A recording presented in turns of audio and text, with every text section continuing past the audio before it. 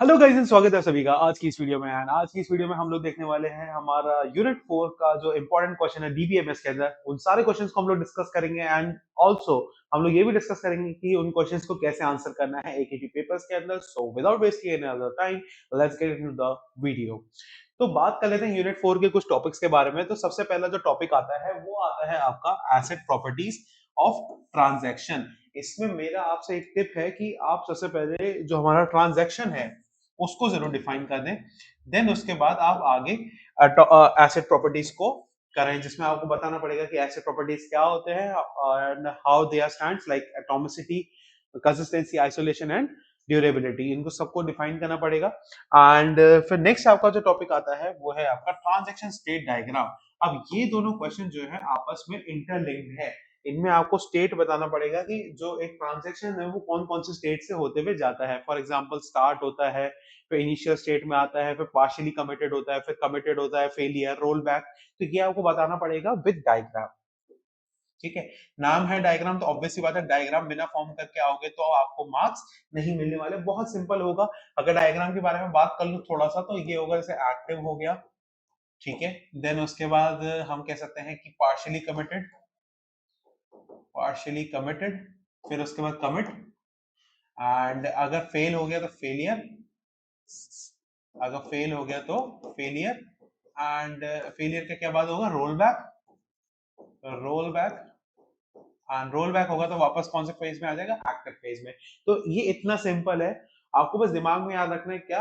वही मैंने क्या पिछले जो हम लोग यूनिट 1 के बारे में बात कर रहे थे, जब हम कीज के बारे में बात कर रहे थे, तो वहां पे भी मैंने ये बताया था फ्लो में याद करो क्या। जैसे पहले एक्टिव, फिर उसके बाद पार्शियली कमिटेड, देन उसके बाद कमिटेड, एंड फिर उसके बाद failure and roll back. Active जो पहला स्टेट होता है जहां पे आपका ट्रांजैक्शन एक्टिव होता है, फिर उसके बाद पार्शियली कमिटेड जहां पे आपका ट्रांजैक्शन कंप्लीट होता है लेकिन अभी डेटाबेस में वो चेंजेस परमानेंट नहीं होता है, एंड आपका कमिटेड में परमानेंट भी हो जाता है, आपका ट्रांजैक्शन भी कंप्लीट होता है। अगर फेल हो जाता है किसी एरर की वजह से, डिस्क फेलियर, सिस्टम फेलियर की वजह से, तो फेलियर स्टेट है। एंड रोल बैक वापस से एक्टिव फेज में पहुंचाना। ठीक है, तो ये आपका इसके अंदर आपको मेंशन करके आना पड़ेगा ट्रांजैक्शन स्टेट डायग्राम के अंदर। फिर बात कर लेते हैं आपका deadlock handling and how to prevent deadlocks. ठीक है, हाउ टू प्रिवेंट डेडलॉक्स। तो यहाँ पे डेडलॉक्स को आपको डिफाइन करना पड़ेगा। व्हाट आर डेडलॉक्स, वो क्या सिचुएशन होती है कि मतलब दो ट्रांजैक्शन है आपस में भिड़े पड़े हुए होते हैं और रिसोर्सेज नहीं फ्री हो पाते हैं।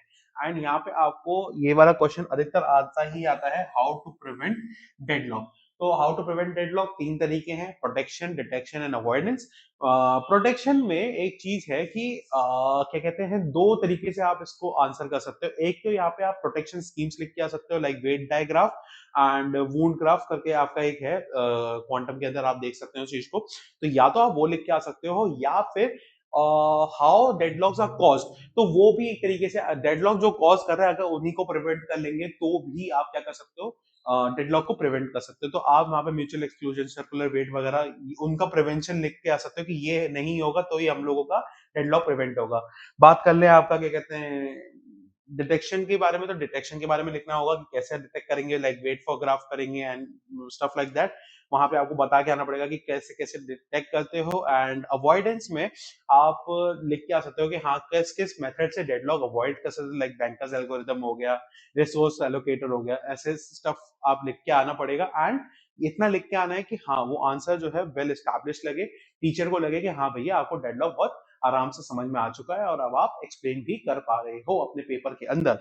नेक्स्ट चीज आपकी आती है schedules and type of schedules. ठीक है, तो ये वाला जो आपका पार्ट है, लाइक शेड्यूल क्या होते हैं and types of schedule for example recoverable, cascadeless and strict schedules होते हैं। उसके बाद आपका इसमें एक और चीज आती है इसी शेड्यूल्स के साथ, वो आती है view serialisability and conflict serialisability. 2 marks में भी आता है। ठीक है, कौन कौन सा, एक तो व्यू,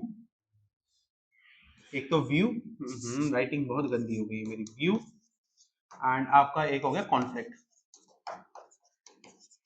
इन दो टॉपिक्स के बारे में आपको बताना पड़ेगा कि व्यू सीरियलाइजेबिलिटी क्या होती है एंड कॉन्फ्लिक्ट सीरियलाइजेबिलिटी क्या होती है। वो इन्हीं के साथ कई बार 2 मार्क्स में पूछ लिया जाता है, या फिर एक पूरा 10 मार्क का क्वेश्चन पूछा जाएगा जिसमें आपसे स्केड्यूल के बारे में, टाइप्स ऑफ स्केड्यूल के बारे में, व्यू एंड कॉन्फ्लिक्ट के बारे में आपसे पूछा जा सकता है।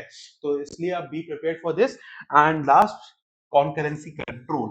ये वाला जो टॉपिक है ये थोड़ा इंटरेस्टिंग है। ये यूनिट 4 के अंदर भी है एंड यूनिट 5 के अंदर भी है। यूनिट 4 के अंदर जो है इसकी डेफिनेशन वगैरह दी हुई है, लेकिन यूनिट 5 के अंदर इसके मेथड्स दिए हैं, तो how to do control, how to do concurrency control. ठीक है, तो आप यहाँ पे से कॉन्करेंसी, इसका मतलब ये वाला जो टॉपिक है ये 110% आएगा ही आएगा। अब वो चाहे फोर्थ यूनिट के अंदर आए, चाहे वो फोर्थ यूनिट के आए या फिर 5 यूनिट के अंदर आए। ठीक है, तो फोर्थ एंड फिफ्थ यूनिट में कॉन्करेंसी कंट्रोल कॉमन है, तो कॉन्करेंसी कंट्रोल करना ना छोड़े। ठीक है, मैं एक चीज बता देता हूँ, फर्स्ट और फिफ्थ यूनिट जो है वो ऑलमोस्ट इजी है एंड साथ ही साथ थर्ड भी। तो सिर्फ आपको टफ पढ़ने वाली है सेकंड एंड फोर्थ। ठीक है, उसमें फोर्थ भी आपको इतना ही रिलेटेड पढ़ना है। इसमें मेरे को कोई नहीं लगा कि कोई भी टॉपिक आपको हो सकता है दिक्कत देगा, लेकिन स्केड्यूल थोड़ा समझने में दिक्कत दे सकता है। तो आई होप ये जो टॉपिक्स है जो मैंने आपको बताया वो आपको आपके पेपर में हेल्प करेंगे, एंड मैं मिलता हूँ आपसे नेक्स्ट वीडियो में। Until then stay safe, keep coding, piece.